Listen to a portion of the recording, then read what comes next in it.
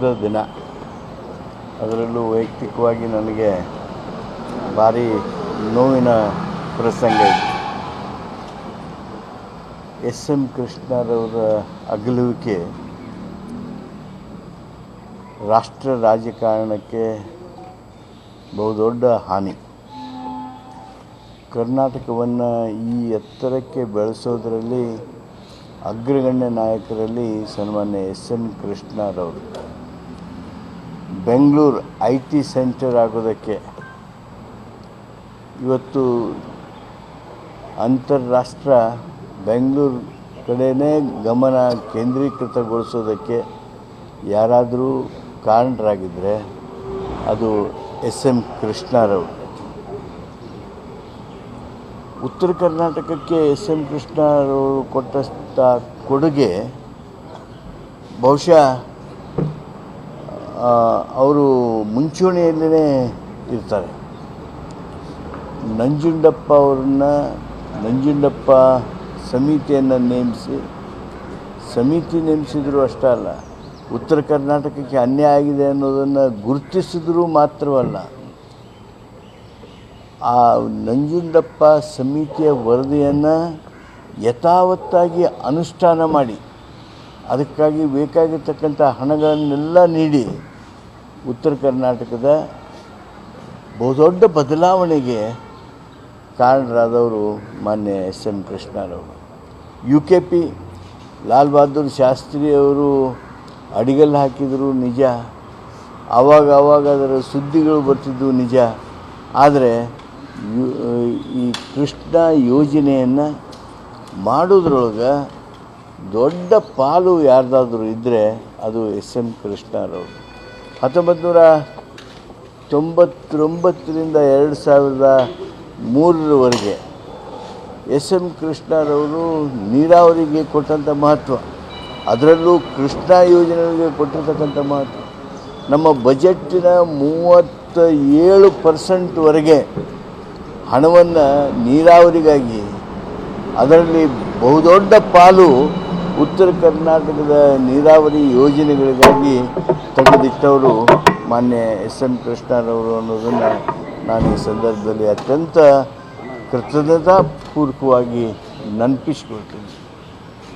KBJNLನ್ನು ಸ್ಥಾಪನೆ ಮಾಡೋದು, ಕರ್ನಾಟಕ ನೀರಾವರಿ ನಿಗಮವನ್ನು ಪ್ರಾರಂಭಿಸೋದು, ಇದೆಲ್ಲವೂ ಎಸ್ ಎಂ ಕೃಷ್ಣರವರ ಚಿಂತನೆ, ಅವರ ಕೆಲಸ.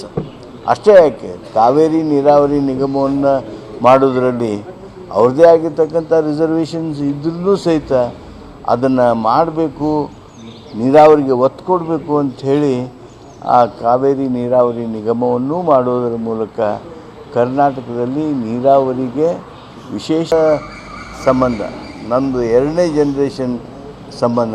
ನನ್ನ ತಂದೆಯವರ ಜೊತೆಗೆ ಅತ್ಯಂತ ಆತ್ಮೀಯವಾಗಿದ್ದವರು ಮಾನ್ಯ ಎಸ್ ಎಂ ಕೃಷ್ಣ. ನನ್ನ ತಂದೆಯವರಿಗೆ ಆರೋಗ್ಯದಲ್ಲಿ ಸ್ವಲ್ಪ ಏರುಪೇರು ಆದಂಥ ಸಂದರ್ಭದಲ್ಲಿ KH ಪಾಟೀಲ್ರನ್ನು ಮುಖ್ಯಮಂತ್ರಿ ಮಾಡಬೇಕು ಅಂಥೇಳಿ ಬಹುದೊಡ್ಡ ಪ್ರಯತ್ನದಲ್ಲಿದ್ದ ಅವರು ಎಸ್ ಎಂ ಕೃಷ್ಣನ್ನೇ ನಾನು ಮುಖ್ಯಮಂತ್ರಿ ಆಗಿ ಸಾಯಬೇಕು ಅಂಥೇಳಿ ಆ ಒಂದು ಛಲದಿಂದ ರಾಜಕೀಯದೊಳಗೆ ಕೆಲಸ ಮಾಡಿದವರು. ಆ ಸಂಬಂಧ ಮುಂದುವರಿಸಿಕೊಂಡು ಎಸ್ ಎಂ ಕೃಷ್ಣರವರು, ನಾನು ಇನ್ನೂ ಆವಾಗ MLC 2 ಟರ್ಮ್ ಮಾಡಿದ್ದೆ, ನನ್ನನ್ನು ಕರೆದು ಮಾತನಾಡಿ ಆವಾಗ ಅವರು ನನ್ನನ್ನು ಟ್ರೀಟ್ ಮಾಡಿದ್ದು, ನಾನು ನನ್ನ ಸಹೋದರ DR ಪಾಟೀಲ್ರನ್ನು ಒಂದು ರೀತಿ ಮಕ್ಕಳಂತೆ ನೋಡಿದರು ಅಂತ ಹೇಳಿದರೆ ಅತಿಶಯೋಕ್ತಿ ಆಗೋದಿಲ್ಲ. ರಾಜಕಾರಣದಲ್ಲಿ ಉತ್ತರ ಕರ್ನಾಟಕ ಭಾಗದೊಳಗೆ ಸಂಘಟನೆ ಮಾಡೋದಕ್ಕೆ, ನಿರ್ಣಯ ತಗೊಳ್ಳೋದಕ್ಕೆ ನಮ್ಮ ಮೇಲೆ ಬಹಳಷ್ಟು ಪ್ರೀತಿಯಿಂದ, ವಿಶ್ವಾಸದಿಂದ ಅವಲಂಬಿತರಾಗಿದ್ದರು. ಅದೇ ರೀತಿಯಾಗಿರ್ತಕ್ಕಂಥ ಯಶಸ್ಸು ಹಾಗೂ ಸ್ಥಾನಮಾನಗಳನ್ನು ಗೆದ್ದು ಅವರ ಮಡಿಲಿಗೆ ಹಾಕಿದಂಥ ಆ ಒಂದು ಸಂಪೂರ್ಣ ಸಂತೃಪ್ತಿ ನಮ್ಮದಾಗಿದೆ. ಎಸ್ ಎಂ ಕೃಷ್ಣರವರು ಮೆಜಾರಿಟಿ ಬಂತವ್ರದ್ದು, ಭಾಳ ದೊಡ್ಡ ಮೆಜಾರಿಟಿ ನಮ್ಮ ಕಾಂಗ್ರೆಸ್ ಪಕ್ಷಕ್ಕೆ ಬಂತು. ನನ್ನ ಮನೆಯಿಂದ ಸುಮಾರು 48ಕ್ಕೂ ಹೆಚ್ಚು ಶಾಸಕರು ನಾವು ವೀಕ್ಷಕರಿಗೆ ಎಸ್ ಎಂ ಕೃಷ್ಣ ಮುಖ್ಯಮಂತ್ರಿ ಆಗಬೇಕು ಅಂಥೇಳಿ ಮೆರವಣಿಗೆಯಲ್ಲಿ ನಾವು ನಮ್ಮ ಮನೆಯಿಂದ ಹೊರಟು ಕುಮಾರ ಕೃಪಕ್ಕೆ ಬಂದು ತಲುಪಿದ್ವಿ. ಆ ತಲುಪಿದ ಸಂದರ್ಭದಲ್ಲಿ ಪತ್ರಿಕಾಕರ್ತರು ವ್ಯಕ್ತ ಮಾಡಿರ್ತಕ್ಕಂಥ ಆ ಒಂದು ಆಶ್ಚರ್ಯ, ನಮ್ಮ ನಾಯಕರುಗಳು ಏನು ಮೆಚ್ಚುಗೆ ಪ್ರಶಂಸೆಯನ್ನು ಮಾಡಿರ್ತಕ್ಕಂಥ ಆ ಗಳಿಗೆಗಳನ್ನು ಘಟನೆಗಳನ್ನು ನಾನು ಈ ಸಂದರ್ಭದಲ್ಲಿ ನೆನಪು ಮಾಡ್ಕೋತಾ ಇದ್ದೀನಿ. ಅವರನ್ನು ಮುಖ್ಯಮಂತ್ರಿಗಳಾಗಿ ಅವಿರೋಧವಾಗಿ ಆಯ್ಕೆ ಮಾಡಿದ್ವಿ. ನಂತರ ಸಂಪುಟ ರಚನೆ ಸಂದರ್ಭ ಬಂತು. ಸಂಪುಟ ರಚನೆ ಸಂದರ್ಭ ಬಂದಾಗ ಹಾಗೆಯೇ ನನ್ನ ಸಹೋದರನ ಕರೆದು ಮಾತನಾಡುವಾಗ ನಾವು ಯಾವ ಪೋರ್ಟ್ಫೋಲಿಯೋ ಅಂತೇಳಿ, ಆದರೆ ಅವರು ಒಂದು ರೀತಿ ಪ್ರಾಂಪ್ಟ್ ಮಾಡಿದ್ದಾರೆ ನಮ್ಮನ್ನ, ಯಾವುದು ಏನು ಪ್ರಿಫರೆನ್ಸ್ ಹೇಳ್ರಿ ಅಂಥೇಳಿ. ಆವಾಗ ಗ್ರಾಮೀಣಾಭಿವೃದ್ಧಿ ಪ್ರಿಫರೆನ್ಸ್ ಹೇಳಿದ್ವಿ ನಾವು. ಗ್ರಾಮೀಣಾಭಿವೃದ್ಧಿ 1999ರಲ್ಲಿ ಸರಿ ಎಗ್ರೀಡ್ ಆಯಿತು ಅಂತ ಹೇಳಿದ್ರು. ನಾವು ತಿರುಚಿ ಸ್ವಾಮೀಜಿಯವರ ಮಠಕ್ಕೆ ಹೋಗಿ ವಾಪಸ್ ಬರ್ತಾಯಿದ್ವಿ. ಎಸ್ ಎಂ ಕೃಷ್ಣ ಅವ್ರ ಫೋನ್ ಬಂತು, ಇಲ್ಲ ಬನ್ನಿ ಇಲ್ಲಿ ಸ್ವಲ್ಪ ಅಂಥೇಳಿ.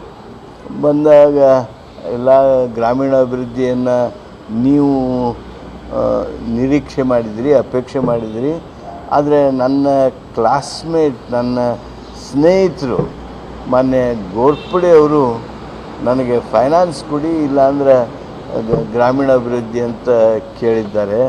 ನಾನು ಅವ್ರಿಗೆ ಬೇರೆ ಏನೂ ವಿವರಣೆ ಹೇಳೋದಕ್ಕಾಗೋದಿಲ್ಲ. 2 ಆಪ್ಷನ್ಸ್ ಕೊಟ್ಟಾಗ ಫಿನಾನ್ಸ್ ನನ್ನಲ್ಲಿ ಇಟ್ಕೊಂಡ್ರೆ ಒಳ್ಳೆಯದು ಅಂತೇಳಿ ನಾನು ಭಾವಿಸ್ತೀನಿ. ಆದ್ದರಿಂದ if you can give me another option, ನಾವು ಇಷ್ಟೇ ಹೇಳಿದ್ವಿ ಅವಾಗ, sir we have no option, whatever you decide. Media network